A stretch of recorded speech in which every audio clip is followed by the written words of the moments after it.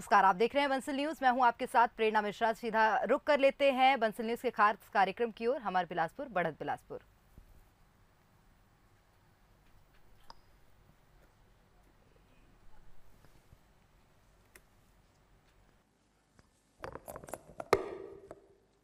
नमस्कार। आप सभी को स्वाधीनता दिवस की हृदय से बहुत बहुत शुभकामनाएं। और अक्सर मैं सोचता हूं कि कैसे दीवाने रहे वो लोग कि भगत सिंह जेल में हैं, फांसी की तारीख मुकर्रर है और आपका वज़न बढ़ जाता है। ये जज्बा फील करने की बात है। आप किसी काम में जुटते हैं जब, तो मन, आत्मा, प्राण सब जब एकजुट होते हैं, उन सारे शहीदों को, सेनानियों को प्रणाम करते हुए आज हम बिलासपुर आगे बढ़े। हमर बिलासपुर, हम सबका बिलासपुर, आपका बिलासपुर। कुछ समय पहले हमने एक कार्यक्रम किया था, फिर मैं औपचारिक बातचीत तो हम मंत्री जी से करेंगे ही, जिनका मैं बहुत स्वागत करता हूं। माननीय अतिथिगण जो सामने बिलासपुर के जनप्रतिनिधि और विशिष्ट अतिथि हैं, पांडे जी हैं, महापौर जी हैं, आप सबका हृदय से स्वागत। कुछ समय पहले हमने एक कार्यक्रम किया था, एक बहुत अच्छी बात उस कार्यक्रम में निकली, मैं उसका जिक्र हर जगह करता हूँ। और ये मध्य प्रदेश, छत्तीसगढ़ मध्य प्रदेश के लिए बहुत महत्वपूर्ण है। उस कार्यक्रम में एक वक्ता ने यह कहा कि चेन्नई, बेंगलुरु, हैदराबाद और नागपुर, इनकी तुलना में उत्तर भारत के और मध्य के हमारे शहर भोपाल, रायपुर, बिलासपुर, लखनऊ, पटना, इलाहाबाद, रीवा, ये पिछड़ क्यों गए। उन्होंने ये कहा कि चेन्नई, बेंगलुरु, हैदराबाद और नागपुर की तरह इन शहरों ने अपने को अपडेट नहीं किया। जब अमेरिका में सिलिकॉन वैली आकार ले रही थी, तो उन शहरों ने समझ लिया था उस जरूरत को कि हमारे यहां से युवाओं को अब सॉफ्टवेयर और सॉफ्टवेयर इंजीनियरिंग की तरफ भेजना। आज भी ये सवाल बिलासपुर के सामने है कि आप तरक्की का मतलब क्या समझते हैं। तरक्की का अर्थ आपके लिए सड़क है, बिजली है, पानी है, सुविधाएं हैं, तो ये आप अधूरा विकास समझ रहे हैं। संपूर्ण विकास ये है कि दुनिया क्या चाह रही है इस समय। जैसा चीन हमारा प्रतिद्वंद्वी है, लेकिन उसने यही किया, उसने दुनिया पर नजर डाली। आज बिलासपुर को, अग्रवाल साहब हमारे बीच में हैं, आप सब जनप्रतिनिधि हैं, आपको यह सोचना होगा कि बिलासपुर दुनिया से कैसे कनेक्ट हो। मुझे बहुत अच्छा लगा कुछ समय पहले जब हम भूपेश बघेल जी के साथ एक कार्यक्रम में थे 26 जनवरी को बस्तर में, तो हमें पता चला कि छत्तीसगढ़ के एक प्रवासी भारतीय ने अमेरिका में महुआ का लड्डू 500 रुपए में खरीदा, जो वहाँ की एक महिला बनाती हैं, और वो पूरी दुनिया में अमेज़न और तमाम ब्रांड्स के जरिए अवेलेबल है। ये सबसे महत्वपूर्ण चीज़ है कि बिलासपुर का युवा, बिलासपुर के उद्यमी छत्तीसगढ़, मध्य प्रदेश, देश, इसके बाहर क्या देखना शुरू कर रहे हैं। और ये जिम्मेदारी इन राजनेताओं की नहीं है, ये अपनी जिम्मेदारी जो निभा रहे हैं, पूरी कोशिश कर रहे हैं, लेकिन आपकी, हमारी भी जिम्मेदारी है। आज मुझे लगता है कि आत्मनिरीक्षण का ये एक बड़ा मंच है और मौका है। मैं ज़्यादा समय नहीं लूँगा, आप सबका बहुत स्वागत करता हूँ और अभिषेक को मैं मंच पर आमंत्रित करता हूँ, क्योंकि आज मैं भी चाहूँगा कि एक नौजवान इस भूमिका का निर्वाह अच्छे से करे और मंत्री जी से बातचीत करे, क्योंकि अभिषेक एक बहुत प्रॉमिसिंग जर्नलिस्ट तो हैं ही, और मुझे लगता है कि बहुत सारी चीज़ों को देखते और समझते हैं। लेकिन जिस बिंदु को हमने यहाँ स्पर्श किया है, वो आपको ज़रूर देखना होगा, क्योंकि वो चीज़, अभिषेक आप बैठें ये लिए, क्योंकि उस चीज़ को बस 2 मिनट लेकर मैं अपनी बात ख़त्म करूँगा। आजकल मेरा बेटा जो है वो 21 साल का है, और मुझे हर बेटा अपने पिता को करेक्ट करना चाहता जैसा मुझे लगता है कि मैं अपने पिता को करेक्ट करना चाहता था। यही जनरेशन की सबसे खूबसूरत बात है कि पिता अगर कहीं हार मानता है तो वो अपने पुत्र से मानता है। हरिवंश राय बच्चन ने अपनी आत्मकथा में लिखा है कि जब मैं कवि सम्मेलनों से देर रात घर लौटता था तो बहुत थक जाता था, धूल से नहाया हुआ, वो जमाना 1950 का। तो बहुत थका हुआ जब 4 बजे मैं घर का दरवाजा खटखटाता था तो अमिताभ दरवाजा खोलते थे और मैं उनकी तरफ एक थकी हुई दृष्टि डालकर कहता था कि पैसा कमाना बहुत मुश्किल है। बाद में अमिताभ बच्चन बहुत व्यस्त हो गए। एक समय मुंबई फिल्म उद्योग में 3-3 शिफ्ट में काम होता था, सुबह 7 बजे से रात 3 बजे तक। तो अमिताभ बच्चन उस शिफ्ट में काम करते थे और जब लौटते थे तो वो पिताजी दरवाज़ा खोलते थे तो वो अपने पिताजी से कहते थे पैसा कमाना बहुत मुश्किल है, एक शरारत भरी मुस्कान के साथ। तो मेरे बेटे ने एक किताब दी जिसका मंत्र ये था कि अच्छी सैलरी और आराम ये पॉसिबल ही नहीं है, इनमें केर बेर का संग है। इसी तरह जनप्रतिनिधि के लिए मंत्र ये है कि आराम और जनता की प्रसन्नता ये संभव ही नहीं है। इसीलिए 24 घंटे अग्रवाल साहब कितनी नींद लेते होंगे वो रहस्य वही खोलेंगे, लेकिन एक राजनेता के लिए डगर बहुत कठिन होती है, क्योंकि मैंने देखा है, हमें लगता जरूर है चमचमाती हुई गाड़ियां, आगे पीछे घूमते कार्यकर्ता, रोब, पुलिस, लेकिन नहीं सर, माफ कीजिएगा, ये अधूरा सच है। हर दिन विरोधाभासी खबरें आती हैं। वो कार्यकर्ता, बहुत वरिष्ठ कार्यकर्ता, 15,000 वोट मेंटेन करने वाला नाराज हो गया सर। क्यों नाराज हो गया? वजह सुनकर आपको हंसी आएगी कि बच्चे के जन्मदिन की पार्टी में नहीं गए आप। आज लोगों की महत्वाकांक्षा, कार्यकर्ता की महत्वाकांक्षा यहां तक आ गई है कि आप जन्मदिन पर फोन करिए। अग्रवाल साहब गलत तो नहीं बोल रहा हूं, आप उसकी हर सुख दुख की जरूरतों में जुड़िए और इसकी जिम्मेदारी नेताओं पर भी है, लोगों पर भी है, लेकिन ये बहुत अच्छा नहीं है। मुझे लगता है कि एक रिश्ता जो होना चाहिए जनप्रतिनिधि से जनता का, वो बर्थडे पार्टी में आने का या शादी समारोह में आने का उतना नहीं होना चाहिए जितना ये होना चाहिए कि सर आपने हमारे बिलासपुर के लिए क्या किया, विकास के लिए क्या किया। तो ये बहुत महत्वपूर्ण चीज़ है। हमें देखना होगा कि बिलासपुर मुख्य धारा में कैसे जुड़े, किस तरह की चीज़ें यहाँ पर हों, और बिलासपुर की जनता को मांगना चाहिए, उन लोगों को बुलाना चाहिए। ये जो मंच है, इस मंच पर आपको दुनिया के उन लोगों को बुलाना चाहिए जो भारत में हैं, जिन्होंने बहुत छोटे से सेक्टर से शुरुआत करके आज बहुत बड़ी छलांग लगाई है।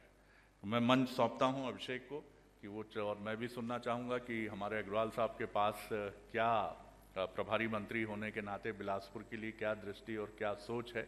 और एक बहुत अच्छा शहर है जिसको, जैसे मध्य प्रदेश में हम जबलपुर को संस्कार धानी और न्याय धानी कहते हैं, बिलासपुर की अपनी सांस्कृतिक विरासत है। इस शहर में बहुत संभावनाएं हैं, यहाँ के लोग बहुत अच्छे हैं, यहाँ कल्चर बहुत मजबूत है। अरपा की धार तो आपका राजगीत है ही, उसकी धार को भी बहुत बेहतर करना है। तमाम बिंदु हैं। अभिषेक, मैं आपको सौंपता हूँ। धन्यवाद। Thank you.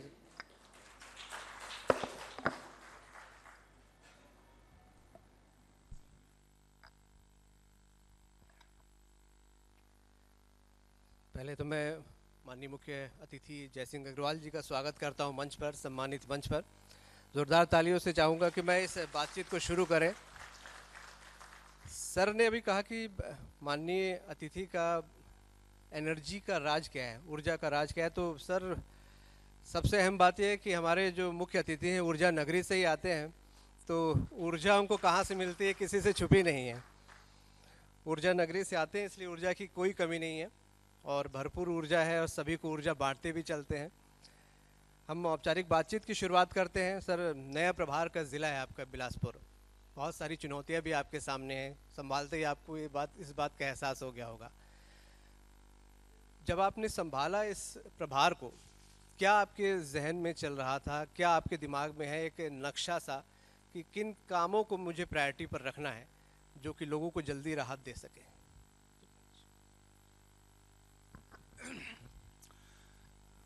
बिलासपुर ज़िला,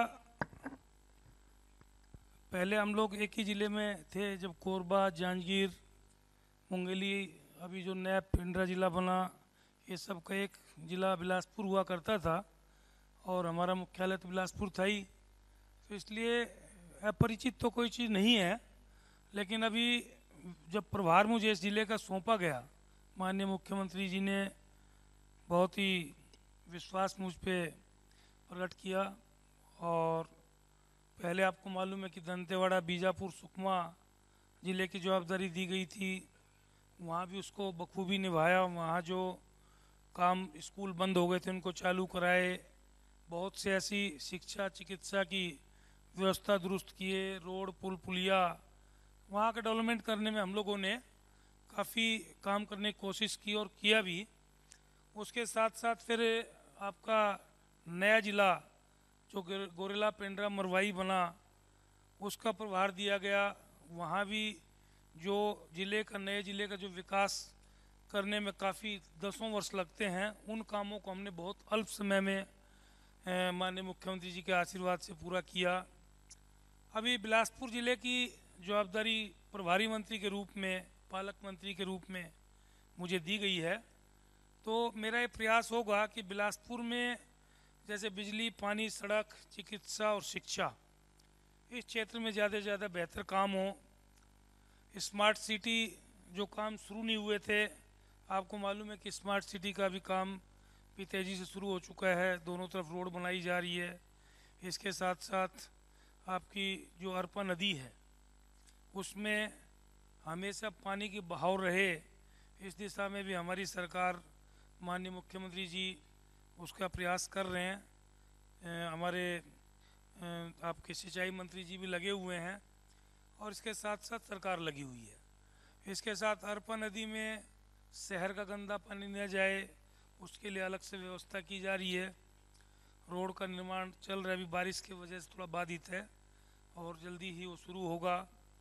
इसके साथ साथ जो आपका ओवरब्रिज का जो काम चल रहा है रेलवे लाइन के ऊपर, उसके बारे में भी मैंने जैसी प्रभार मुझे मिला तो मैंने यहाँ के बारे में जो चर्चा की थी तो कलेक्टर को निर्देश दिया था और कल मुझे उसकी पूरी रिपोर्ट मिली है कि अतिशीघ्र ही वो पुल प्रारंभ होगा। उसके बाद बहुत बड़ी एक समस्या बिलासपुर नहीं पूरे के लिए क्षेत्रवासियों की दूर होगी।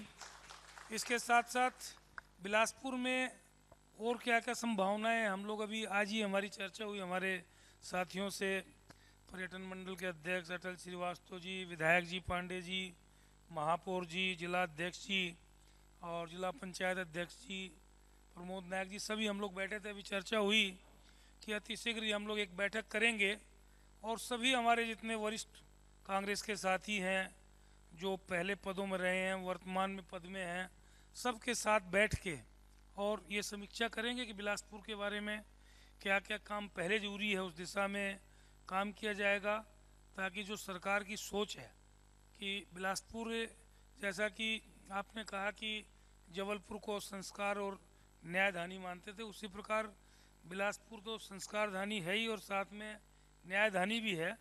तो बिलासपुर के साथ तो बिल्कुल हमारी सरकार न्याय करेगी ही करेगी, आप बिल्कुल निश्चिंत रहिए और इस दिशा में ठोस पहल की जाएगी कि हमारा बिलासपुर बहुत ही स्वच्छ, सुंदर और बेहतर बिलासपुर हो।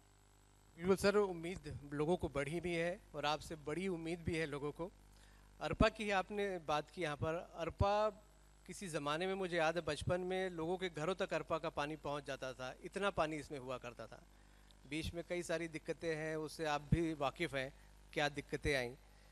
अरपा कितनी जल्दी इसका उद्धार हो जाएगा ताकि बिलासपुर का उद्धार हो, क्योंकि बिलासपुर के लोग इसे गर्व की दृष्टि से भी देखते हैं। देखिए, 2 बैराज का काम इसलिए शुरू किया गया है, वो दोनों बैराज के बनने के बाद आपको अरपा में 12 महीना पानी नजर आएगा और वो बहुत बड़ी पहल माननीय मुख्यमंत्री जी ने की है बिलासपुर वासियों के लिए कि अरपा में पानी हमेशा रहे। और स्मार्ट सिटी के नाम से जो सौंदर्यीकरण होना है उसके लिए रोडों का निर्माण किया जा रहा है और अन्य जो भी उसके काम होंगे वो सब काम समय के हिसाब से पूरे किए जाएंगे। बिल्कुल, अरपा क्योंकि ड्रीम प्रोजेक्ट भी है मुख्यमंत्री जी का और आपने बताया भी कि बहुत जल्द काम भी उसमें पूरा होगा। एक बड़ी समस्या अगर बिलासपुर की बात करें, आम लोगों ने ट्रैफिक की बताई है, ट्रैफिक और सड़कों का जिक्र भी हालांकि आपने किया। ट्रैफिक के लिए भी क्या कोई स्मार्ट व्यवस्था की जा रही है, कोई कैमरे वगैरह, इसको लेकर भी कुछ आप लोगों ने सोचा जिस है? प्रकार से बिलासपुर को स्मार्ट सिटी घोषित किया गया, काम तो शुरू नहीं हो पाया था, पहले घोषित जरूर हुई थी, लेकिन हमारी सरकार आने के बाद मुख्यमंत्री जी ने यह संज्ञान लिया, हमारे जितने जनप्रतिनिधि सबके सुझाव इसमें समय समय पे आते रहे और उसी के हिसाब से बिलासपुर का डेवलपमेंट किया जा रहा है। तो जो आपने कहा उस हिसाब से बिल्कुल उसको व्यवस्था को, ट्रैफिक की व्यवस्था को भी दुरुस्त किया जा रहा है, जो जल्दी होगी। अभी जब आपका जो 4 लेन सड़क पूरी होगी, जब अपन 4 लेन से जब हैवी ट्रैफिक पूरी बाहर निकलेगी, तो उसके बाद दोनों साइड से, तो उससे काफ़ी फ़र्क पड़ेगा और शहर में भी जो ट्रैफिक की व्यवस्था है उसको दुरुस्त किया जाएगा।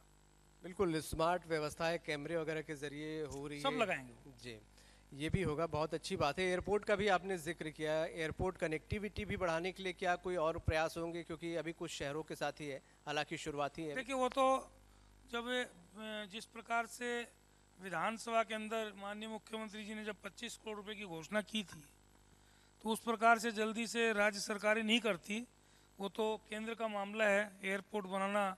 लेकिन माननीय मुख्यमंत्री जी ने उस टाइम पहल की कि 25 करोड़ रुपए की विधानसभा में अपना वक्तव्य दे के घोषणा की। उसके बाद उस काम में तेज़ी आई। अभी आपका जब रायपुर पहले जब प्लेन चली थी, जब हमारे स्वर्गीय विद्या भैया ने जब रायपुर का उद्धार करना शुरू किया, तो वहाँ हमको याद है अच्छे से, जब पहले एक प्लेन खाली दिल्ली जाती थी तो एक टीने के शेड में, और जो आपको जो पब्लिक को बैठने के लिए एक टेम्परेरी कुर्सियाँ होती हैं, वो कुर्सियाँ डाल के वहाँ पैसेंजर बैठते थे और टीने के शेड से चेकिंग होके अंदर हम जाते थे हम लोग, और दिल्ली उस प्लेन में बैठ के जाते थे। और आज रायपुर एयरपोर्ट की क्या स्थिति है आप देख सकते हैं। तो उसी प्रकार अभी जब बिलासपुर में ये सुविधा शुरू हुई है, तो धीरे धीरे उसका विस्तार निश्चित तौर पे होगा और उस दिशा में हम लोगों का पूरा प्रयास रहेगा। बिल्कुल सर, राजस्व भी आपका डिपार्टमेंट है, राजस्व को लेकर भी एक अच्छी पहल हुई थी सिंगल विंडो वाली, जी बहुत राहत लोगों को इससे मिली है। जी। उसमें लगता है कुछ और भी अपडेट करने की ज़रूरत है या उसको और दुरुस्त करने की ज़रूरत है? देखिए, राजस्व के मामले काफ़ी संख्या में पहले पेंडिंग थे, और उसके बाद हम लोगों ने जब संभागों की बैठकें शुरू की, तो उसमें काफ़ी मामले पुराने पिछली सरकार के समय के और नए मामले निराकृत होना शुरू हुए। बाद में अभी जो लगभग 1.5 साल से कोरोना की जो वैश्विक महामारी आई, उसकी वजह से राजस्व के अमला को उन कामों में सबसे पहले लगाया जाता है, और उस वजह से सभी राजस्व न्यायालय बंद हो जाते हैं, तो काम थोड़ा अटकता है उसकी वजह से। लेकिन उसके बाद भी मैं आपको बताना चाहता हूं कि हम लोग नई 29 तहसील बना चुके हैं, बहुत सी जगह उप तहसील भी खोले हैं, और अभी माननीय मुख्यमंत्री जी ने आज भी 25 तहसीलों की घोषणा की है। इसमें बिलासपुर के लिए भी आपका बोदरी और सीपत को तहसील घोषित किया गया है। तो निश्चित तौर पर जब वो 2 तहसील बढ़ेंगी तो काम में सरलता आएगी, लोगों को उससे फ़ायदा मिलेगा। इस प्रकार से जो लंबित मामले हैं उनका भी निराकरण हम लोग जल्दी से जल्दी करने का प्रयास कर रहे हैं। हमने कलेक्टर, कमिश्नर सभी को निर्देश दिया है, और अभी जो संभाग की बैठक फिर से शुरू करेंगे, जिलों में भी बैठ के करेंगे, ताकि जो मामले लंबित हैं उनका निराकरण किया जा सके। और भी बहुत से सुधार हम लोग करना चाहते हैं। कुछ आपका समय के हिसाब से, जो कोरोना की वजह से बहुत सी व्यवस्थाएं, बहुत से बजट समय के हिसाब से कोरोना में कन्वर्ट हो गए, आप जानते हैं इस बात को, लेकिन आने वाले समय में इसमें काफ़ी सुधार किया जाएगा। आज माननीय मुख्यमंत्री जी ने 4 जिलों की घोषणा की है, उससे भी काफ़ी लोगों को लाभ मिलेगा। जो व्यक्ति आपके दूरी से ज़िले में जाता है, उसके बाद उसको नज़दीक में जब जिला मुख्यालय मिलेगा, तो जिला मुख्यालय मिलेगा, उसी के हिसाब से आपके तहसीलें भी बनाई जा रही हैं। तो जब नज़दीक में तहसील होगी, जिला मुख्यालय होगा, तो बहुत सी सुविधाएँ बढ़ेंगी उसमें। और जैसे पावर डेलीगेट करते हैं, अब मान लीजिए पहले एक समय था कि बिलासपुर 19 विधानसभा का जिला होता था, जिसमें कोरबा, जांजगीर, मुंगेली, पेंड्रा सब इसी बिलासपुर में हुआ करते थे एक समय। आज बिलासपुर में 6 विधानसभा है, आपका कोरबा में 4 है, आपके जांजगीर में 6 विधानसभा है, लगभग 1.25 विधानसभा बोलेंगे आप पेंड्रा में है, 2 मुंगेली में है। तो वो 19 विधानसभा इस ढंग से डिवाइड हो गई। तो निश्चित तौर पे पहले 19 विधानसभा में 1 कलेक्टर बैठता था, आज 19 विधानसभा में 5 कलेक्टर, 6 कलेक्टर बैठेंगे। तो निश्चित तौर पे जब पावर डेलीगेट होगी, काम बढ़ेगा। काम भी बढ़ा है, पहले कलेक्टरों को जितना काम होता था उससे कहीं ज़्यादा। जब हमारी सरकार यूपीए की थी, तो केंद्र ने नरेगा जब चालू की, मनरेगा, उसके बाद ऐसी बहुत सी योजनाएं केंद्र सरकार उन 10 सालों में लेके आई कि जिससे कलेक्टरों का दायरा बढ़ा, उनका काम करने का समय बढ़ा। तो इसलिए ज़िले छोटा करना मतलब प्रदेश का विकास करने में काफ़ी सहायक सिद्ध होगा। जरूर सर। और एक बड़ा कदम आपकी सरकार ने ये भी उठाया था कि क्योंकि रायपुर को स्मार्ट बनाना है, इसलिए नगर निगम का दायरा भी बढ़ाया था। जी, आसपास के बिलासपुर बहुत से को। जी बिलासपुर का बहुत से क्षेत्रों को निगम के लिए अंदर लिया गया है। उनका विकास भी उतना ही ज़रूरी ताकि बिलासपुर शहर के साथ वो तालमेल बिठा के चल सके और जो आप लोगों की योजना है स्मार्ट बनाने की बिलासपुर की, वो पूरी हो सके। तो आसपास के इलाकों के डेवलपमेंट के लिए भी कुछ आप लोगों की योजनाएं हैं? बिल्कुल, आसपास का डेवलपमेंट भी होगा। मैं अपना उदाहरण देना चाहता हूँ कि कोरबा नगर पालिका निगम जो है, तो उसमें लगभग 28-29 गांव भी हैं। बाकी पूरा शहर है, झुग्गी झोपड़ी है, बालको, एनटीपीसी, एसईसीएल की खदानें, आपके स्टेट गवर्नमेंट का पावर प्लांट, ये सब नगर निगम क्षेत्र में आते हैं। तो पहले हम लोग जब जाते थे हमारे विधानसभा क्षेत्र में, तो मेरे विधानसभा में लगभग 20-21 गाँव हैं, कुछ कड़ोरा विधानसभा में आते हैं गाँव।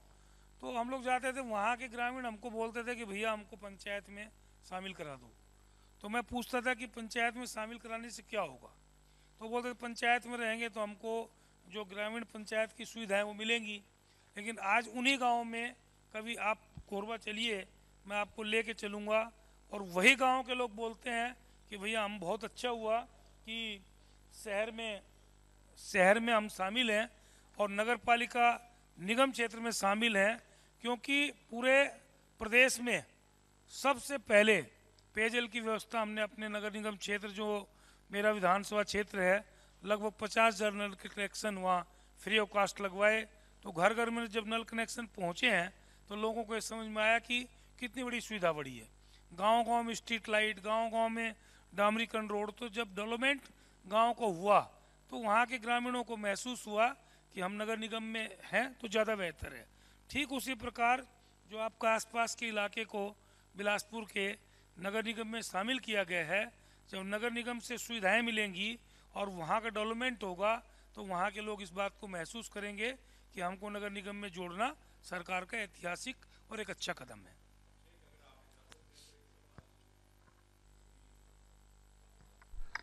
और चूंकि अटल जी भी हमारे बीच में मौजूद हैं, मध्य प्रदेश और छत्तीसगढ़ का क्या रिश्ता है ये किसी से छिपा नहीं है। हम सब जानते हैं कि क्या संबंध है। मैं ये नहीं कह रहा हूं कि वो संबंध उनको किसी और नज़रिए से देखने की ज़रूरत है, लेकिन अग्रवाल साहब, मैं देश के एक बड़े हिस्से में घूमा हूं, लेकिन जितनी सुंदरता मैंने मध्य प्रदेश और छत्तीसगढ़ में देखी है वो मुझे भारत के दूसरे हिस्सों में उतनी समग्रता में नहीं दिखी। लेकिन मुझे पीड़ा होती है जब मैं मध्य प्रदेश के हिस्सों में दूसरे राज्यों के टूरिस्ट को ज़्यादा देखता हूँ, छत्तीसगढ़ का टूरिस्ट नहीं दिखता, और मध्य प्रदेश का टूरिस्ट छत्तीसगढ़ में नहीं दिखता। ठीक है, हम विकास की तरफ बढ़ते हुए हमारी बहुत बड़ी आबादी अपनी जेब में अभी इतने पैसे लेकर नहीं निकलती है कि वो पर्यटन कर सके, लेकिन हम कुछ कंसेशनल डिज़ाइन कर सकते हैं कि मध्य प्रदेश से छत्तीसगढ़ आने वाले टूरिस्ट के लिए इतने % छूट, और इसी तरह छत्तीसगढ़ से मध्य प्रदेश जाने वाले को इतने % छूट। हमारे जो रिश्ते हैं जो अभिन्न हैं, मैं भी अरपा की धार को देखना चाहता हूँ, मैं भी महसूस करना चाहता हूँ कि दंडकारण्य है क्या, कहाँ वो क्या, किस तरह के जंगल हैं जहाँ राम निकले होंगे। कुछ हमें ऐसा सोचना होगा, और मध्य प्रदेश और छत्तीसगढ़ की ये जो धारा है ये सतत बहे, इस पर आपकी टिप्पणी एक जरूर चाहूँ। देखिए, निश्चित तौर पे आपने जो पर्यटन की बात कही है, तो हमारे साथी मित्र जो है पर्यटन मंडल के अध्यक्ष बने हैं जी, और ये अभी सब जगह घूम घूम के देख रहे हैं कहाँ कहाँ क्या डेवलपमेंट होना चाहिए और पर्यटन के क्षेत्र में क्या बेहतर काम हो सकते हैं, और उस दिशा में मुझे पूरी उम्मीद है कि अच्छा काम करेंगे और आपकी सोच के मुताबिक निश्चित तौर पे पहल करेंगे, तो निश्चित तौर पे सरकार इनके साथ है और वो काम होंगे। क्योंकि हमारी जो पीढ़ी है अग्रवाल साहब, वो जिसको कहते हैं एक न्यूट्रल एंटिटी वाली पीढ़ी है। हम छत्तीसगढ़ के भी उतने ही हैं जितने मध्य प्रदेश के हैं, और मध्य प्रदेश के भी उतने ही हैं जितने छत्तीसगढ़ के हैं। मैंने तो छत्तीसगढ़ी बोली भी सीखना आरंभ कर दिया है, और मेरी कोशिश है कि जल्दी आप लोगों से, क्योंकि इतनी मीठी लगती है मुझे वो बोली कि छत्तीसगढ़ी, और मैं चाहता हूं कि इस पर जब मुख्यमंत्री जी के साथ हम बैठे थे तो मैंने उनसे आग्रह किया था कि जितने टूल्स डेवलप हम कर सकें छत्तीसगढ़ी के लिए उतना बेहतर होगा। एक और छोटा सा कुछ अलग हट के प्रश्न मैं करता हूं। आपने कहा, जब विद्याचरण जी का जिक्र किया, अब मैं आपको बताना चाहूँगा कि कई बार जीवन में कुछ घटनाएं ऐसी घटती हैं, उनका अंतिम साक्षात्कार करने का अवसर मुझे ही मिला था। अप्रैल में मैंने किया था और उसके 1 महीने बाद ही वो दुर्भाग्यपूर्ण घटना हुई जिसमें विद्याचरण शुक्ल जी और कई दिग्गज कांग्रेस नेता नक्सली हिंसा का शिकार हुए, शहादत हुई उनकी। आपने कहा कि एक शेड होता था रायपुर। राजनीति का स्वरूप भी बहुत बदला है। जब एक युवा अग्रवाल साहब राजनीति में थे, विद्याचरण शुक्ला जी के लिए उनकी मुट्ठियां भिजती होंगी, कांग्रेस के उस समय के नेताओं के लिए जिंदाबाद और तारीफ के लिए भिजती होंगी, तब से अब तक अरपा नदी में कितना पानी बहा है, राजनीति कितनी बदली है? देखिए, राजनीति का पहले और आज में डिफरेंस बहुत आया है, ऐसा नहीं कि नहीं आया है। पहले हम लोगों ने देखा है नेताओं की जो सादगी होती थी कि भोपाल जब जाते थे तो हम लोग एक महीना पहले प्रोग्राम बनाते थे कि भाई भोपाल जाना है। तो एक बड़ा चार्म होता था कि भोपाल जाना है, मतलब दोस्तों को, साथियों को बोलते थे, टोली बना के 4-4, 6-6 लोग भी जाते थे। तो अब छोटे प्रदेश हुआ है, अब प्रदेश राजधानी रायपुर है, तो आज तो लोग सुबह निकल के जाते हैं राजधानी में काम के और शाम को घर भी लौट जाते हैं। तो डिफरेंस ये भी आया है। पहले जो भी वरिष्ठ हमारे नेता रहे, मैं खाली हमारे विद्या भैया का मैं बहुत बड़ा समर्थक रहा हूँ, उसके साथ में श्यामा भैया का भी, वोरा जी, जो जितने हमारे प्यारेलाल कंवर जी, परशुराम भारद्वाज जी, भवानीलाल वर्मा जी, इन सब से बहुत गहरा नाता रहा। तो उस समय जो सादगी थी, आज के समय अभी हर चीज़ बदली है, काम करने के तौर तरीके भी बदले हैं, तो डिफरेंस स्वाभाविक है। पहले जब राजीव जी आपके कंप्यूटर युग लेके आए जब, तो उस समय ये आलोचना हुई थी भाई कंप्यूटर के चलने से यहाँ जनता जो है बेकार हो जाएगी, लोग बेरोजगार हो जाएंगे, काम नहीं मिलेगा। लेकिन आज एक छोटा सा बच्चा भी, जब वो 2-2.5 साल के बच्चे को भी आप देखेंगे, अगर मोबाइल दिखेगा, एक तरफ पैसा दिखा दो, एक तरफ मोबाइल, वो मोबाइल की तरफ दौड़ता है पहले जी, और मोबाइल को ऑपरेट करने की कोशिश करता है। उसी प्रकार कंप्यूटर में, आज कंप्यूटर के बगैर हर आदमी अपने आप को अधूरा मानता है। तो बदलाव हर चीज़ में आया है। तो नेताओं में भी निश्चित तौर पे बदलाव आया होगा। पहले जो विधायक थे ऑटो में घूमते थे, आज एक जनपद का मेंबर बनता है तो सबसे पहले सोचता है कि 4 चक्का गाड़ी अगर नहीं रहेगी तो थोड़ा तोहिन महसूस करता है। ठीक कह रहे हैं, ये बदलाव ठीक कह रहे निश्चित तौर पे हैं। आया है। बहुत बहुत बड़ी और आना भी महत्वपूर्ण बात है। राजनीति के साथ तामझाम जुड़ा है, राजनीति के साथ प्रदर्शन जुड़ा है। एक और सवाल मैं आता हूं, लेकिन एक छोटी सी घटना आपके साथ शेयर करूंगा। राजनीति में टॉलरेंस, सहिष्णुता बड़ा संवेदनशील शब्द है। बाबूलाल गौर जी जो दिवंगत हैं, बीजेपी के सीनियर लीडर, उनका एक इंटरव्यू मैंने किया, उसमें उन्होंने एक खुलासा किया कि 1955 के आसपास की नागपुर में वो एक श्रमिक राष्ट्रीय स्तर का एक श्रमिक सम्मेलन था, जिसमें वो भी गए और उस सम्मेलन में वो संघ की वेशभूषा में पहुंच गए, टोपी लगाए हुए, क्योंकि नागपुर में संघ कार्यालय में रुके थे, और पानी पिलाने का काम उनको उस सम्मेलन में, चूंकि वो श्रमिक नेता रहे, उनको दिया गया। नेहरू जी मंच पर बैठे थे। नेहरू जी ने देखा कि एक कांग्रेस का कार्यकर्ता दौड़ कर गया और बाबूलाल गौर को डांट रहा है बड़े जोर से कि क्यों तुम संघ की वेशभूषा में आ गए, चलो यहां से निकलो, या तो ड्रेसअप चेंज करो या प्रधानमंत्री के सामने मत रहिए आप। प्रधानमंत्री ने मंच से ये देखा, तत्कालीन प्रधानमंत्री ने, और जोर से डांटा उस कार्यकर्ता को, बोला इधर आओ तुम, जल्दी इधर आओ। ये बाबूलाल गौर ने मुझे, ये बाकायदे ऑन कैमरा रिकॉर्ड है, इधर आओ। क्यों डांट रहे हो उसको? वो अपनी रीति नीति के हिसाब से वो नौजवान ड्रेसअप किए हुए है, उसकी जो भी विचारधारा है वो स्वीकार्य है, क्यों उसको करने दो काम, और बिल्कुल छेड़ना नहीं उसको। बहुत जोर से डांट कर नेहरू जी ने ये बात कही। आज की राजनीति में मैं किस पर नहीं जाता कि किसने ज्यादा सहिष्णुता को कम किया है, क्योंकि मुझे लगता है कि पहले हम शब्द से हमें शुरू, चैरिटी बिगिंस एट होम। शायद हम सभी कहीं हम सभी को अपने को दुरुस्त करना है। इसमें आप कितना देखते हैं कि पहले, जैसे कैलाश जोशी का मैं उदाहरण देखता था कि कांग्रेस का नेता आता था, अगर उम्र में कम है मध्य प्रदेश में, तो कहते थे मुझसे आशीर्वाद लेता था। मैं विजयी भाव नहीं बोलता था, मैं कहता था आयुष्मान भाव, खूब समृद्ध भाव विजयी भाव नहीं बोलता था। लेकिन आज की राजनीति में तो मैं देख रहा हूं वैमनस्य बढ़ता जा रहा है। इधर से एक तीखा बयान, उधर से आग उगलता बयान, इधर से अग्नि मिसाइल तो उधर से पृथ्वी मिसाइल। सर कुछ तो करना होगा। बिल्कुल, देखिए हार जीत सब लगी रहती है। बड़े बड़े लोग चुनाव हारे हैं, कई बार जीतते भी हैं, हारते भी हैं। और इसके साथ साथ अगर प्रतिद्वंदी से अगर कोई उम्र में बड़ा है तो मैं बोलता हूँ अगर पैर छू के आशीर्वाद भी ले ले तो उसमें कोई बुराई नहीं है। ये बात अलग है कि सामने वाला आशीर्वाद देगा कि नहीं देगा, विजयी भाव का देगा, कई लोग दे देते हैं गलती से, दे चाहे जो भी हो। तो इसलिए कोशिश करने में कोई बुराई नहीं है और आदमी को अपने से बड़ों से आशीर्वाद लेने में कोई इसमें संकोच आपने नहीं अपने करना उदार मन की झलक दिखा दी। बहुत बहुत सुंदर बात है। और मैं तो ये भी कल्पना करता हूँ, कल्पना करने में क्या कठिनाई है कि राजनीति का वो औदार्य, वो उदारता न सिर्फ स्थापित हो बल्कि इस स्वरूप में आए कि हम मीडिया से जो इस तरह के कार्यक्रम करते हैं इसमें कांग्रेस बीजेपी का समानुपातिक प्रतिनिधित्व हो, कांग्रेस फूल माला डाले बीजेपी के गले में और उधर से उतनी ही गर्मजोशी से उसका उत्तर दिया जाए। जीवन यही है। और विकास जो है वो किसी की न बीजेपी की कोई उसमें आप कहें कि ये इन्हीं का दायित्व है और ये कांग्रेस का ही दायित्व, ऐसा नहीं, मिलकर एक दायित्व है। और इस दायित्व को आज़ादी के बाद अलग अलग विचारधाराओं के राजनीतिक दलों ने उठाया है। राजनीति की, आज की राजनीति की आपको सबसे कठिन चुनौती क्या लगती है? बढ़ती जनाकांक्षाएं या अभी कोरोना के बाद जो दुनिया में एक हम देख रहे हैं आर्थिक चुनौती, बहुत संकट बढ़ गया है। अगला चुनाव मुझे लगता है कि 2022 नवंबर के बाद तेजी से उल्टी गिनती शुरू हो जाएगी अगले चुनाव। मतलब ऐसा लगता है कि हम 5 साल चुनाव ही लड़ रहे हैं। किस तरह की आज की कठिन चुनौती क्या है?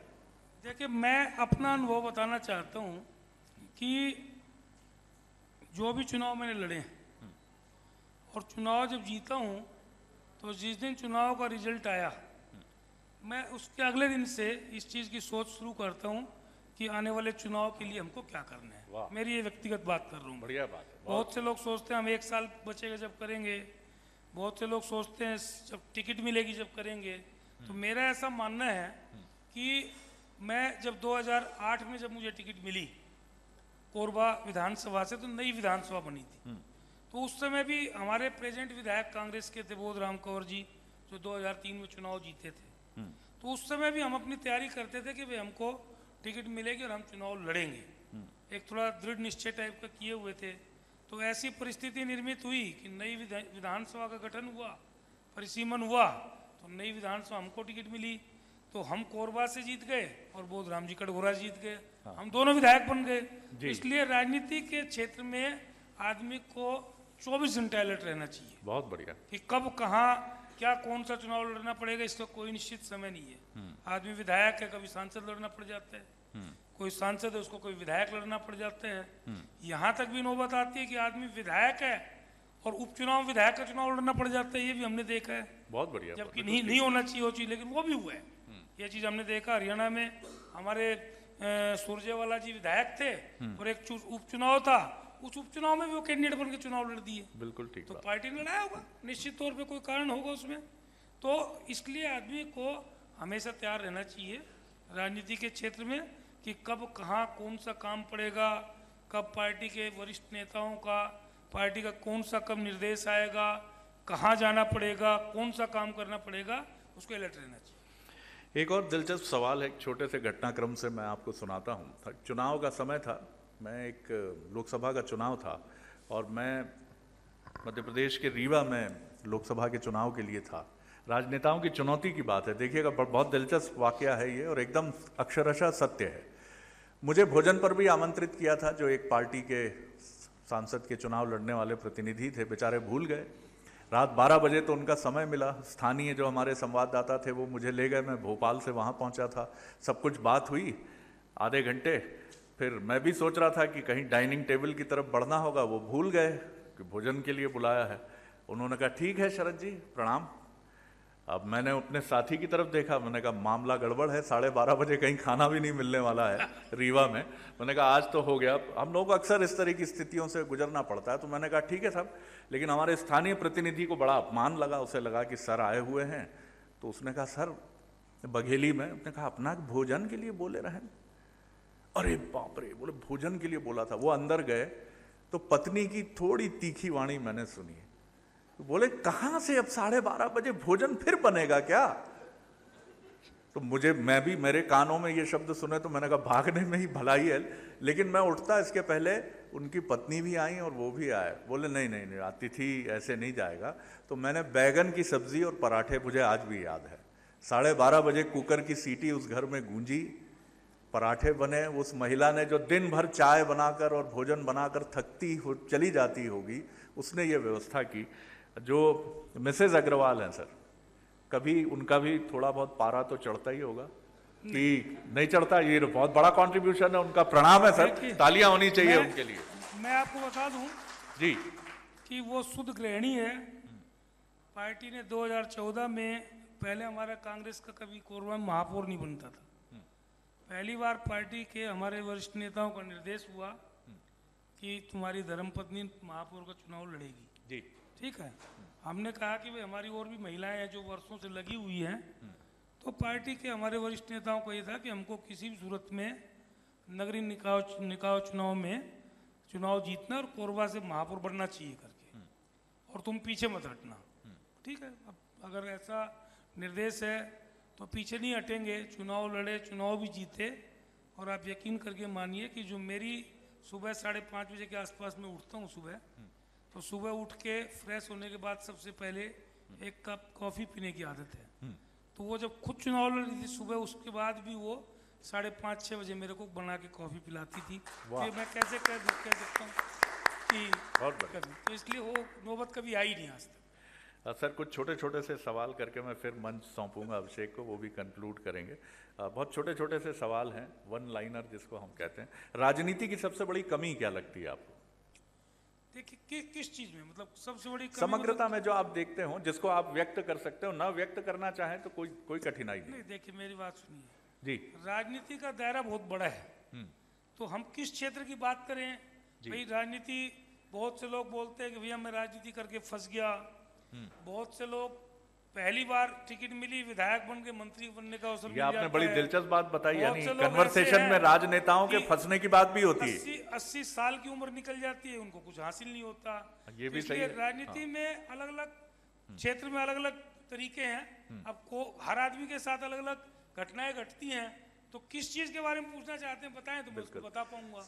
पॉलिटिकली आपको सबसे बड़ी चुनौती क्या लगी? मतलब क्या केंद्रीय नेतृत्व, आला कमान का खुश होना? चुनौतियों का सामना करना, हम तो अपने आप को बहुत भाग्यशाली मानते हैं कि हमको कहीं की चुनौती मिले और उस चुनौती को हम जो है दूर कर सके, उसको उससे पार पा सके। इसलिए हम लोग तो लगे रहते हैं। मैंने बताया ना कि 12 महीना अपने अलर्ट रहते हैं। अगर कहीं भी हमको बोल दिया जाए, अभी मंच पे बैठे हैं, अगर हमारे वरिष्ठ नेताओं का आदेश हो जाए कि अभी फलाने प्रदेश में चुनाव चल रहे हैं, तुमको अभी आज शाम को वहां निकलना है, तो हम तैयार हैं उसके लिए। वाह, ये किसी से जुड़ा छोटा पिछले चुनाव की बता रहा हूँ जी। मैं सुबह 9 बजे हमको हेलीकॉप्टर से निकलना था आपका चित्रकूट उपचुनाव के लिए जी। मेरे पास हमारे प्रभारी पूनिया जी का फोन आया और दिल्ली से, वहाँ हरियाणा से हुड्डा जी का फोन आया कि जो हरियाणा में जो हमारा नेटिव प्लेस है, वहाँ से जो लड़की चुनाव लड़ रही थी कास्ट की, पहले मंत्री रही हुई थी, तो वहीं से 3 कैंडिडेट हो गए थे उस गांव से। तो मेरे पास फोन आया अचानक रात को कि भाई कल वहाँ हुड्डा जी के साथ आपको उस गांव में रैली करना है और चुनाव तक वहीं रहना पड़ेगा। तो मैं जाने वाला था हेलीकॉप्टर से चित्रकूट के लिए, पास में उतरते हम लोग और फिर बाई रोड जाते उस चुनाव में, उपचुनाव था। तो मुझे 9:20 की फ्लाइट पकड़ के और दिल्ली से हमारे साथी बैठे हैं, सुरेंद्र जायसवाल मेरे साथ गए थे, संयुक्त महामंत्री हैं, इनके फादर भी विधायक रहे, और हम दोनों जो है सुबह 9:20 की फ्लाइट पकड़ के दिल्ली पहुंचे और दिल्ली से गाड़ी लेके हरियाणा उस गांव में पहुंचे और वहां हमने रैली में शामिल हुए हुड्डा जी के साथ, और फिर 4 दिन में वहीं रहा जी, और 4 दिन वहाँ काम किए। और हमारी सरकार तो वहाँ नहीं बनी, लेकिन जो हमारा वो जिला है, उस जिले में 4 सीटें थी, हम चारों की चारों सीटें जिला मुख्यालय में भी रैली किए, पदयात्रा किए, चारों की चारों सीटें जीते और 16,500 वोट से तो हमारी महिला वहाँ चुनाव जीती। तो इसलिए राजनीति में कोई स्थायी कोई चीज़ नहीं है, कब कहाँ कब पार्टी का क्या आदेश होगा उसका पालन हम लोग करते हैं कार्यकर्ता होने के नाते, और उसमें सदैव तैयार रहते हैं। हम लोग एक पत्रकार के नाते सोचते हैं कि जर्नलिज्म में ये और हो जाता तो बेहतर हो जाता। आप सोचते हैं राजनीति में क्या और हो जाता तो और बेहतर हो जाती? हर आदमी की अपनी महत्वाकांक्षा है जी। गाँव का सरपंच जब बनता है कोई, तो वो सोचता है जनपद का मेंबर या जनपद का अध्यक्ष बन जाऊं। जनपद मेंबर अध्यक्ष बनने के बाद वो जिला पंचायत के बारे में सोचता है, और जिला पंचायत का सदस्य तो सीधा विधायक की बात करता है, उससे नीचे वो सोचता नहीं है। और प्रदेश में मेरे ख्याल से 20-30 ऐसे विधायक होंगे जो जिला पंचायत सदस्य रहे हुए, क्योंकि राजीव जी ने जब पंचायती राज की बात की थी तो इसमें जो पंचायती राज जब लागू हुआ तो उसमें निश्चित तौर पे लोगों को अपनी प्रतिभा दिखाने का अवसर मिला, और पंचायतों के जब चुनाव शुरू हुए उसमें जनपद जिला पंचायतों से जो लोग चुन के आए, तो जिनका बेहतर काम था, जनता ने जिनका काम पसंद किया, उनके बहुत लोगों को विधायक सांसद बनने का अवसर मिला, मंत्री बनने का अवसर मिला। कंक्लूड कर रहा हूँ। मेरा आखिरी छोटा सा प्रश्न है, फिर अभिषेक कुछ अपने प्रश्नों के साथ समापन करेंगे, क्योंकि और कार्यक्रम का स्वरूप भी हमें आगे बढ़ना है। उसे लेकर वंशवाद को लेकर बड़ी डिबेट होती है, इसके पक्ष में और विपक्ष में दोनों तरफ लोग खड़े रहते हैं। पक्ष वाले कहते हैं डॉक्टर का बेटा डॉक्टर बनता है तो आपत्ति नहीं होती है, खिलाड़ी का बेटा सुनील गावस्कर का बेटा रोहन गावस्कर है, अमिताभ बच्चन का बेटा अभिषेक बच्चन जी हैं। अब देखिए अमिताभ बच्चन के बेटे के नाम के लिए, माफ़ कीजिएगा अभिषेक जी, थोड़ा दिमाग पे जोर डालना पड़ा, लेकिन होता है।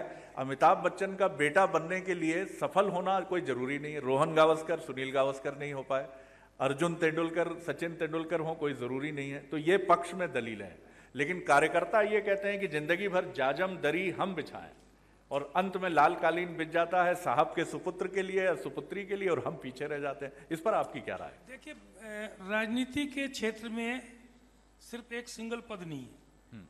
पंचायती राज में सरपंच से लेके और जिला पंचायत अध्यक्ष तक है, विधायक है, सांसद है, राज्यसभा के मेंबर हैं, जहाँ जहाँ आपके कुछ प्रदेशों में आपकी व्यवस्था है, विधान परिषद है।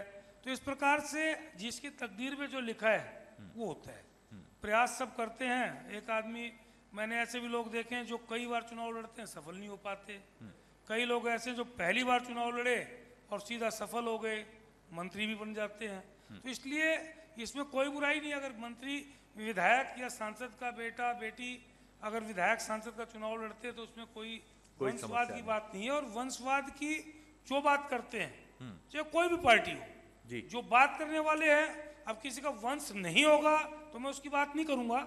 ऐसे लोग भी हैं जिनके आगे कुछ है ही नहीं, लेकिन जिसका वंश है और उसने वंशवाद की बात की हो और उसने अपने वंश को राजनीति में नहीं उतारा हो तो नाम बता दीजिए मुझे आप। जी, बशीर बद्र का एक शेर है कि शोहरत की बुलंदी भी पल भर का तमाशा है, जिस शाख पे बैठे हो वो टूट भी सकती है। क्या राजनेताओं को ये चिंता भी सताती है कि रिटायरमेंट कैसा होगा, इतनी भीड़, इतना तामझाम, ये सब नहीं होगा? ये चुनौती आप ही की नहीं है, ये हमें भी सताती है कि आज पत्रकार हैं, एक ब्यूरोक्रेट को भी सताती है, हर सफल व्यक्ति को तथाकथित सताती है ये। मेरी बात सुनिए जी, कि जो भी राजनेता, विधायक, सांसद, मंत्री जो हैं, जिनको भीड़ पसंद है तो निश्चित तौर पर उनको चिंता सताती होगी।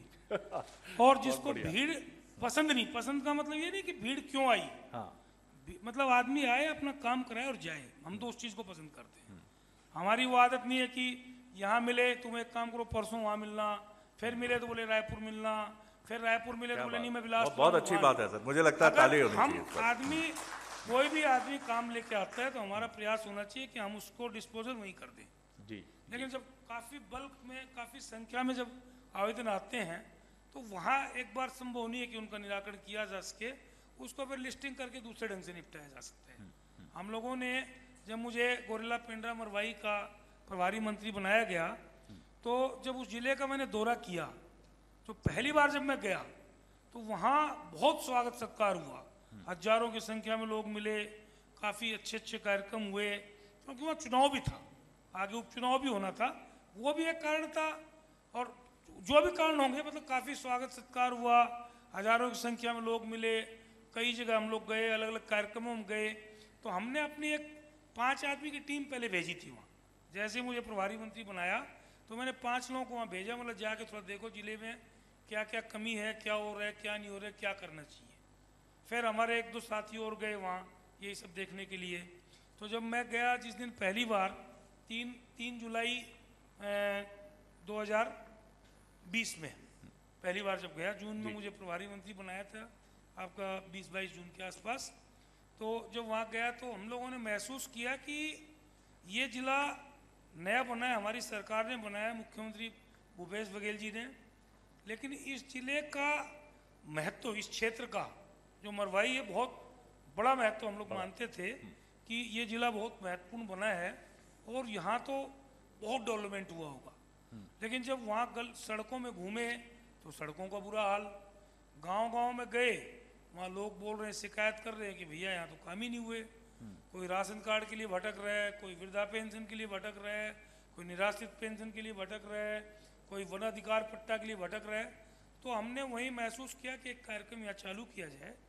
तो हमने एक छोटा सा एक कार्यक्रम तैयार किया कि एक चाय चौपाल के नाम से पूरे हमारे जो जिले के कांग्रेस के लोग थे, उन साथियों को हमने लगाया कि इस गांव का व्यक्ति टोली बना के दूसरे गांव में जाएगा, दूसरे गांव का तीसरे गांव में जाएगा और चौपाल लगाओ, लोगों के साथ बैठो, चाय पियो और उनसे आवेदन लो। और एक दिन पहले गांव-गांव में खबर कर दी जाती थी कि भाई आपके गांव में कल चौपाल लगेगी। बहुत इनोवेटिव आइडिया सर, ताली होनी चाहिए इस पर जी। तो उस चौपाल में जब आवेदन आना शुरू हुए तो हमारे साथियों ने खबर किया, कांग्रेस के कार्यकर्ताओं ने खबर किया कि भैया हजारों आवेदन आ रहे हैं। तो बोला एक एक आवेदन लीजिए, और हमारे मेरे जो टीम थी उसको मैंने अलग से लगाया कि आप लिस्टिंग करिए उसकी, और लिस्टिंग करके मुझसे अप्रूवल लीजिए, और उसको हमने कलेक्टर को भेजना शुरू किया और हमने एक टाइम बाउंड किया कि आप इनका निराकरण करिए। हमने 11,500 राशन कार्ड बनवाए। क्या बात। और लगभग 23,000 आवेदन आए। उस 23,000 में 21,000 से ज़्यादा आवेदनों का हमने निराकरण कर दिया। वृद्धा पेंशन, वन अधिकार पट्टा, निराश्रित पेंशन, छोटे छोटे आपके राजस्व के मामले, नामांतरण बंटवारा ऐसे रहते हैं। तो आप ये बताइए कि छोटे से जिले में अगर 23,000 आवेदन आए और 21,000 से ऊपर आवेदनों का निराकरण हुआ, लोगों के काम हुए, तो उस जिले की पहले क्या स्थिति रही होगी और उसके बाद क्या स्थिति रही होगी, आप ये सोचिए, इसको महसूस करिए। तो उसके बाद वहाँ क्या स्थिति हुई है, चुनाव का क्या रिजल्ट रहा, वहाँ कैसी लहर चली, सब चीजें आप सबके सामने हैं। बहुत इंपॉर्टेंट बात है। देखिए, मुझे तो, मैं भूपेश जी से आग्रह करूंगा कि ये तो, इसको तो राज्य योजना के तौर पर उन्हें अडॉप्ट करना चाहिए कि जिलों में चाय पर चर्चा, और चाय पर तो बीजेपी का भी उतना ही अधिकार है जितना कांग्रेस का है। जब एक आम आदमी हमारे साथी के सामने जी अपना आवेदन दे रहा है, बता रहे, वहाँ की समस्या बता रहे, उसका निराकरण हो रहा है, और लगभग हर आवेदन का निराकरण 15 दिन, बिल्कुल 15 दिन के अंदर। बहुत बधाई सर आपको। और आपसे बात करके एक चीज मैं और समझ पाया, जो भारत में अक्सर मैंने अपने 28 साल के पत्रकारिता के जीवन में अनुभव किया कि कुछ राजनेता अपरेंटली बहुत विनम्र प्रतीत होते हैं, वो अपनी जड़ों से बहुत जुड़े हुए प्रतीत होते हैं, वो बढ़ चढ़कर बोलना पसंद नहीं करते हैं। आप उन्हीं में से हैं जिनका काम बोलता है, लेकिन राजनीति की उनके पास गहरी समझ होती है, वो जानते हैं राजनीति कैसे की जाती है। जैसा आपने 2 महत्वपूर्ण मंत्र मुझे आपके याद रह जाते हैं। पहला तो ये कि कार्यकर्ता को ये मत बोलो रायपुर आ जाना, बिलासपुर आ जाना, दिल्ली आ जाना, काम कर दूंगा, मत करिए सर। कार्यकर्ता के साथ ये खिलवाड़ मत करिए, उसको जहां वो मिलता है उसको प्रभु मान के प्रणाम करिए और उसका काम यथा सामर्थ्य कर डालिए। कार्यकर्ता ही नहीं जी, एक आम आदमी थी, किसी का भी, अगर कोई आदमी, बिल्कुल ठीक है, अगर 2,000 रुपया खर्चा करके रायपुर जाएगा और उसका काम नहीं होगा तो बहुत गाली देगा, उसको बड़ी तकलीफ होगी। सही बात। और उसको हम कोरबा मान लिए गए, हमारा क्षेत्र है, जिला है, वहां अगर उससे नहीं मिलेंगे तो तकलीफ होगी। तो इसलिए हम तो अपना अभी कोरोना काल में भी एक टाइम फिक्स करके कार्यालय में अपना सोशल डिस्टेंसिंग का पालन करते हुए शाम को बैठ जाते हैं, और जितने लोग भी आएंगे उनका सबका आवेदन लेंगे, टेलीफोन करना है उसका टेलीफोन कर देते हैं, कहीं आदेश करना है अपना विभाग आदेश कर देते हैं, दूसरे विभाग का अगर काम है तो अनुशंसा कर देते हैं, लेकिन डिस्पोजल कर देते हैं। बहुत, मैं अभिषेक कंक्लूड करने के लिए आपकी तरफ आऊंगा बहुत संक्षेप में, क्योंकि कार्यक्रम को हम आगे। बहुत सारा अच्छा लगा, बहुत धन्यवाद आपसे बात करके। बहुत शुक्रिया सर। मैं एक आखिरी सवाल के साथ कंक्लूड करूंगा, क्योंकि बिलासपुर के लोगों की ये सवाल था, जब मैं यहाँ आ रहा था उनका कहना था कि यहाँ के जो गड्ढे हैं, अमृत मिशन या सीवरेज, आपके आने के बाद उम्मीद बढ़ी है कि उनसे निजात उनको मिलेगी। बिल्कुल, देखिए समस्या तो वो बिलासपुर वासियों के लिए बहुत बड़ी रही, बहुत से बच्चों की, बहुत से लोगों की जानें भी गई हैं, और एक बहुत बड़ी समस्या बिलासपुर शहर वासियों ने उसको लंबे समय तक झेला है। इतना लंबा समय नहीं लगना चाहिए था। हम लोगों ने भी पेयजल की जब योजना स्वीकृत कराई, तो उस योजना को हम लोगों ने लगभग 100% पूरा भी कर दिया है।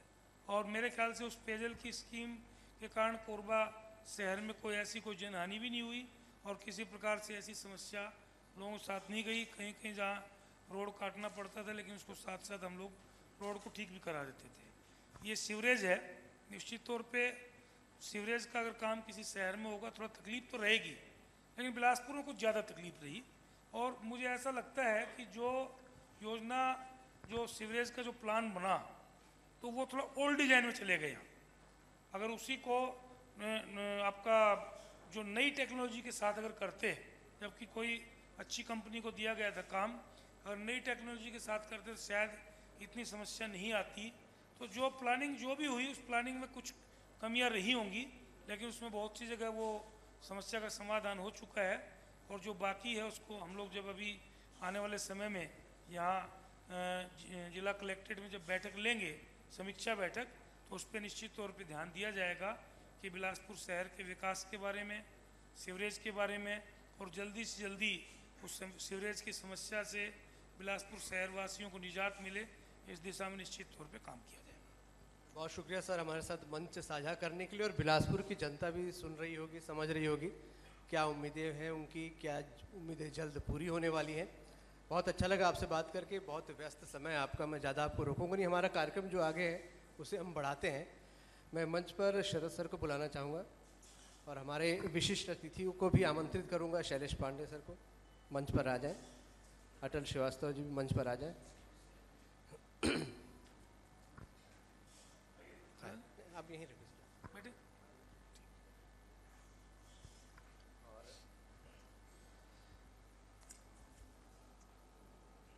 प्लीज़। चेयर्स और लगवा दीजिए अतिथियों के लिए। कुर्सी और ले आना। बैठिए, आइए।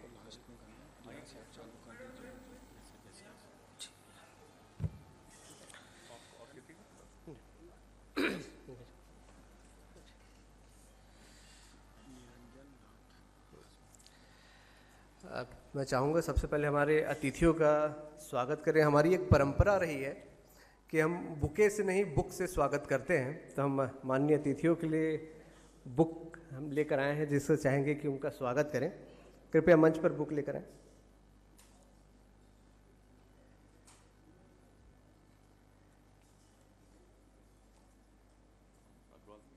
हाँ, मुख्य अतिथि जय सिंह अग्रवाल सर, जोरदार तालियों से स्वागत। विशिष्ट अतिथि अटल श्रीवास्तव जी,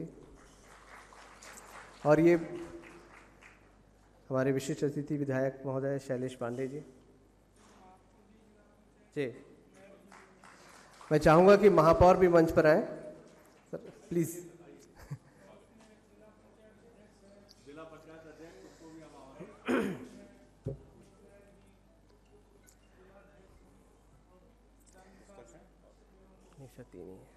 अपन कर हम इस कार्यक्रम को थोड़ा आगे बढ़ाते हैं। हमारे इस बढ़त बिलासपुर हमारा बिलासपुर कार्यक्रम में जो हमारे सहयोगियों ने साथ दिया है हमारा, हम चाहेंगे उनको भी हम यहाँ पर हमारे मुख्य अतिथियों और के माध्यम से सम्मानित करें।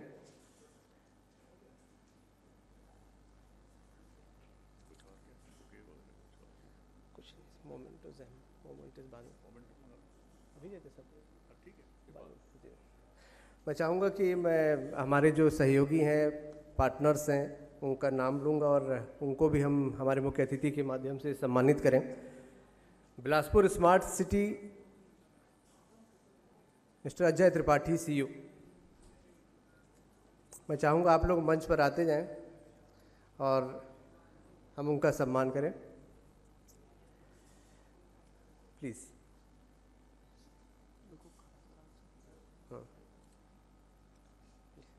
हाँ,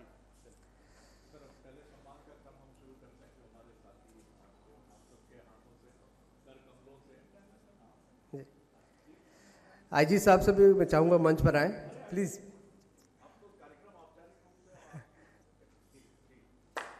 जोरदार तालियां बजती रहे। गुरु कृपा paramedical college Bilaspur, doctor Ajay Tripathi director. आइए सर, प्लीज। नमस्कार, आइए प्लीज। इसके बाद तालियां लगातार बजते रहें, क्योंकि इनके सहयोग से ही आपके बिलासपुर के विकास की बात हो रही है। आदि विद्युत and home appliance Bilaspur, Sharad Tiwari managing director. जोरदार तालियों से स्वागत करें इनका। हमारे सहयोगी और इनकी मदद से ही ये पूरा कार्यक्रम आगे बढ़ा है, ये कार्यक्रम यहाँ पर संभव हो सका है। The wisdom tree foundation Bilaspur, मैं चाहूँगा doctor Palak Jaiswal founder and director हैं, चौकसी ग्रुप ऑफ कॉलेज के भी वो मंच पर आएँ। और तालियों का क्रम रुकना नहीं चाहिए, क्योंकि उत्साहवर्धन होता है और इस प्रकार के कार्यक्रमों को आगे करने की प्रेरणा भी मिलती है। एसईसीएल बिलासपुर से मिस्टर सनीश चंद्र,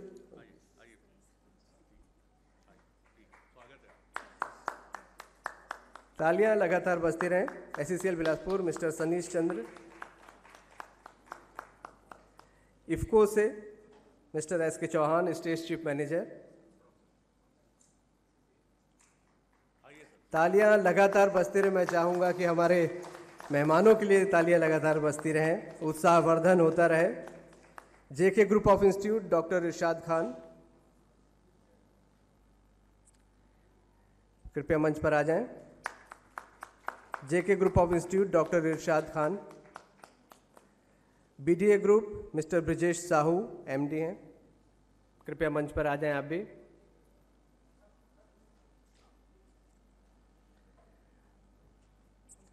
और ये वो सहयोगी हमारे जिनकी मदद से ये पूरा कार्यक्रम संभव हो पाया। ह्यूमन केयर मिस्टर असित पाल जुनेजा, पिछले 15 सालों से मानव सेवा में अग्रणी कार्य के लिए इनको सम्मानित किया जा रहा है। सुरेंद्र गुंबर जी, कृपया मंच पर आ जाएं।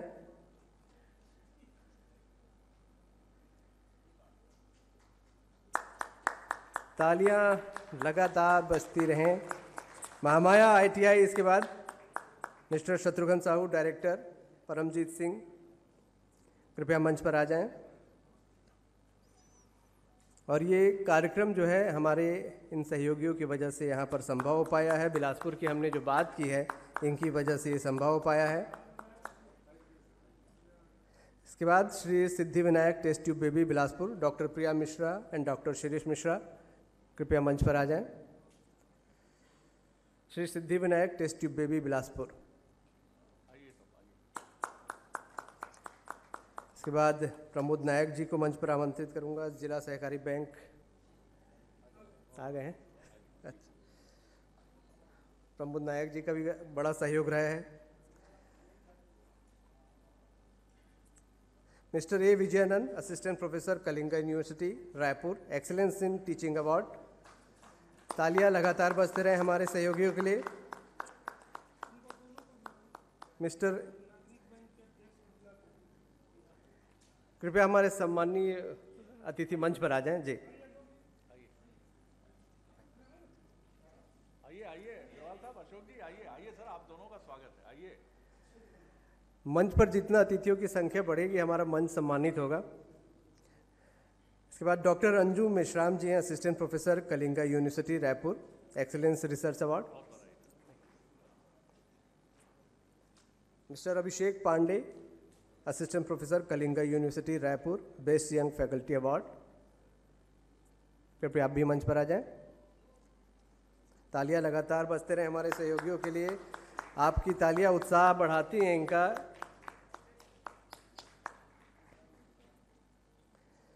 श्री त्रिपुरा तीर्थ यात्रा सेवा समिति कोरबा से, मैं चाहूँगा मंच पर आप भी आ जाएं। तालियां लगातार हमारे सहयोगी के लिए आप बजाते रहें, उत्साहवर्धन उनका होता रहेगा। निरंजन नाथ जी, सामाजिक क्षेत्र में कार्य के लिए उनका योगदान रहा है। निरंजन नाथ जी मंच पर आ जाएं।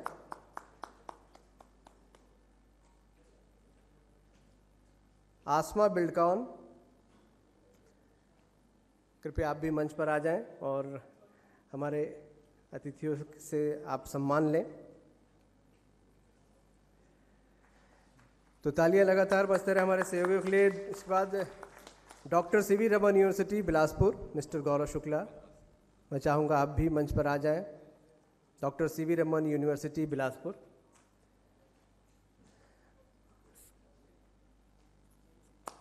तालियां सहयोगियों के लिए लगातार बजते रहें। उसके बाद रामकृष्ण केयर हॉस्पिटल रायपुर।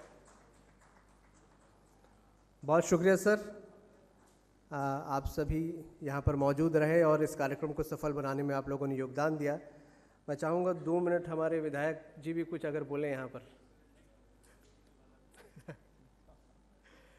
मंत्री जी का दिल इतना बड़ा है, मैंने इनको देखा, बड़ी इंक्लूसिव पॉलिटिक्स करते हैं, तो आप चाहें तो बोल लें, मतलब सामान्य शिष्टाचार। जी जी जी, हमारे लिए ये तो विधायक है यहाँ के, जी उनका अधिकार है। नहीं सर, ये तो मैं समझ गया। अध्यक्ष से बाकी उसके छोड़ एक साधारण कार्यकर्ता भी बोले तो बुराई क्या। आपकी राजनीति की गहराई और भावी सफलता दोनों को मैंने देख लिया जी।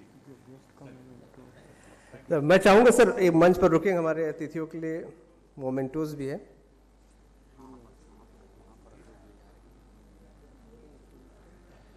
मोमेंटो लगे ना, आप अनाउंस करिए ना, बोल दिया।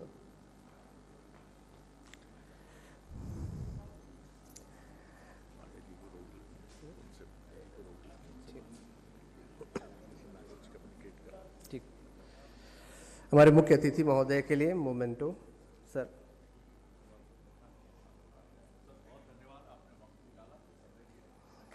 तालियां लगातार बजे और बहुत धन्यवाद सर, इतने बिजी शेड्यूल में आपने समय निकाला। और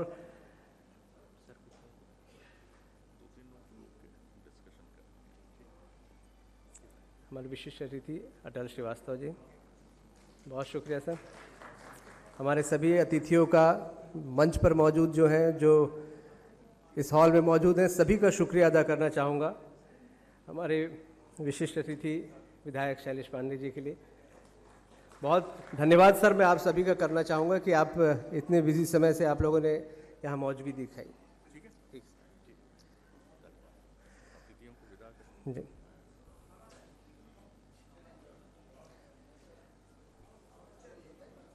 मैं चाहूँगा कि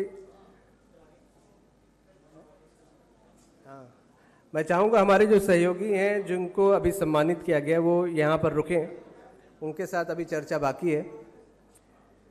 हमारे सभी सम्मानित सहयोगी स्पॉन्सर्स जो हैं वो यहाँ पर रुके, हम उनके साथ अभी चर्चा करेंगे।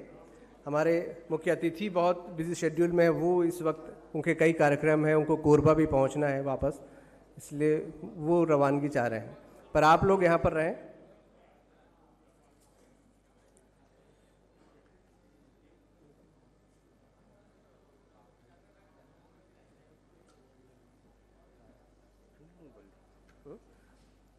ऐसे नहीं रखेगा।